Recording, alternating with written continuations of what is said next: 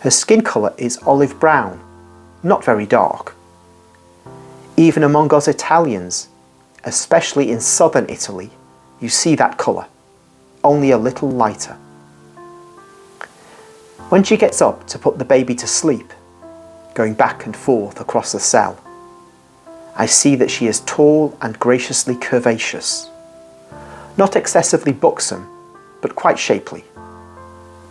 She looks like a queen with her dignified bearing. She is wearing a simple dress, almost as dark as her skin, which falls in soft folds over her lovely body. An old man, who is also a Moor, comes in. The jailer lets him enter by opening the heavy door, and he then withdraws. The girl turns and smiles. The old man looks at her and weeps. They remain like this for a few minutes. The old man's affliction then bursts out. He anxiously begs his daughter to have mercy on his suffering. "It is not for this," he says, "that I begot you. I have loved you from among all my children, the joy and light of my home. And now you want to destroy yourself and your poor father, who feels his heart dying from the pain you are causing him. Daughter, I have been begging you for months. You have wanted to resist and have experienced jail. You that were born in the midst of comfort. By bowing down to the powerful, I obtained the possibility for you to continue in your house, though as a prisoner. I promised the judge I would sway you with my authority as a father. He now mocks me because he sees you don't care about that authority. This is not what the doctrine you say is perfect ought to teach you. What God is the one you are following then, who tells you not to respect the man who begot you, not to love him? For if you loved me, you would not cause me such pain. Your obstinacy, which not even pity for that innocent man has overcome, has brought you to be torn away from that house and locked in this prison. But now, there's no longer talk of prison, but of death, and an atrocious one. Why? Who for? Who do you want to die for? Does your God need your and our sacrifice? My own and that of your child, who will no longer have a mother? Does his triumph need your blood and my tears to be fulfilled? How can this be? The wild beast loves her offspring, and the more she holds them to her breast, the more she loves them. I was hopeful about this too, and therefore got you permission to be able to feed your child. But you don't change. And after having fed and warmed him and made yourself a pillow for him to sleep on, you now reject him and abandon him with no regret. I'm not asking you for myself, but on his behalf. You have no right to make him an orphan.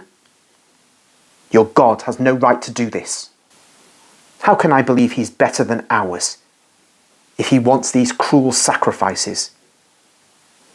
You make me detest and curse him more and more. Oh no, what am I saying? Oh Perpetua, forgive me. Forgive your aged father, driven mad by sorrow. Do you want me to love your God? I will love him more than myself. But remain among us. Tell the judge that you give in. You will then love whichever of the gods on earth you wish to. You will then turn your father into whatever you like. I no longer call you a daughter. I am no longer your father, but your servant, your slave. And you are my lady. Dominate, command, and I will obey you.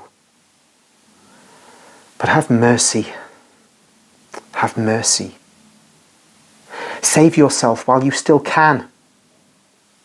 There's no more time to wait. Your companion has given birth to her child. You know. And nothing is holding back the sentence anymore.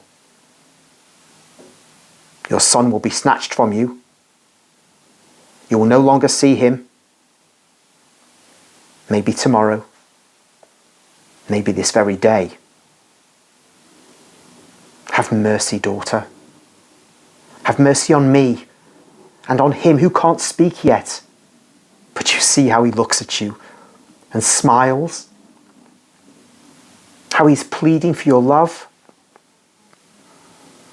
Oh, lady, my lady, light and queen of my heart, light and joy of your child, have mercy, have mercy.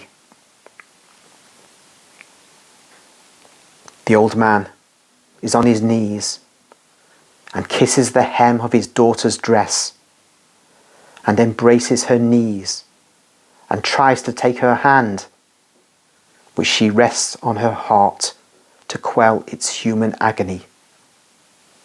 But nothing sways her. It is because of the love I have for you and for him that I remain faithful to my Lord, she replies.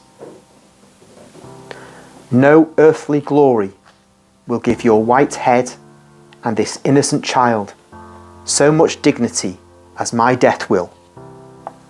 You will arrive at faith.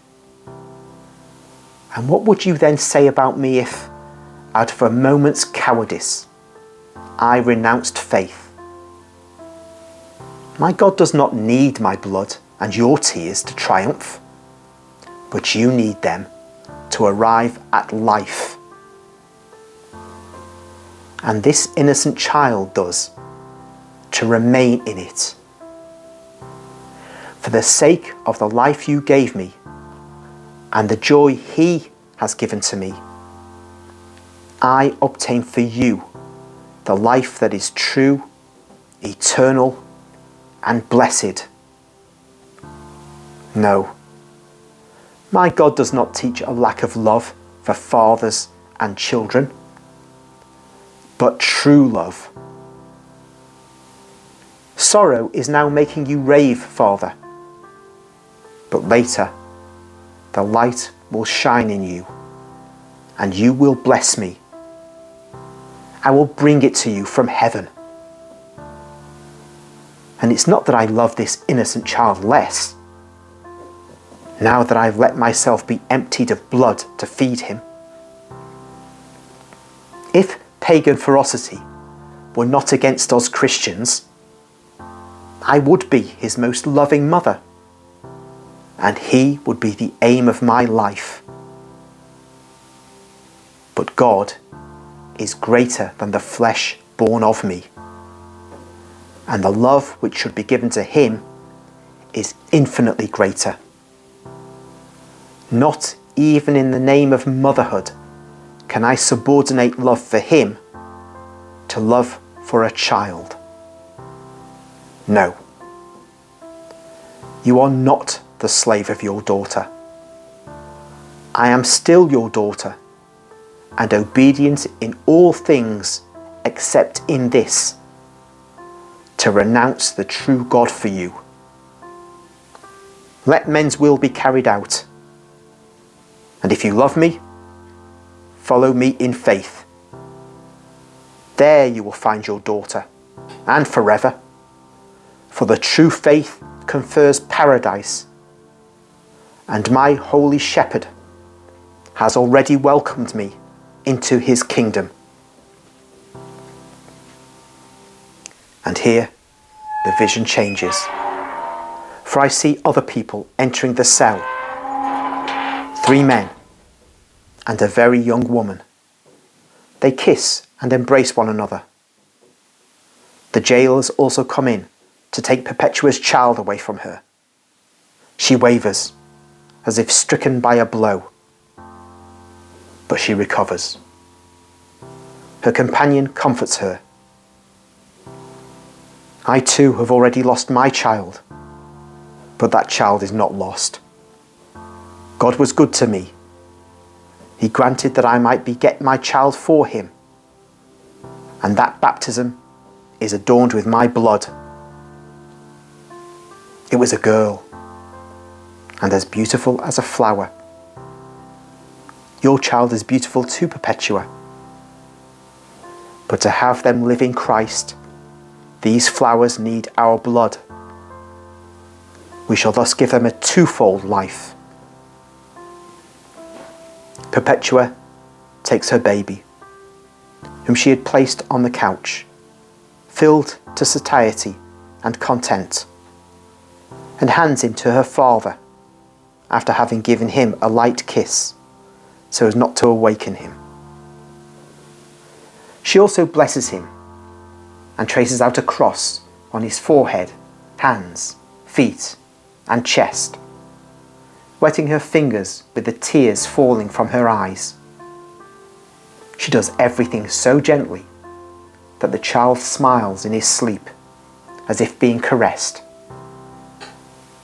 Then those condemned go out and are taken in the midst of soldiers into a dark cavea in the amphitheatre to await martyrdom. They spend the hours praying and singing sacred hymns, exhorting one another to be heroic.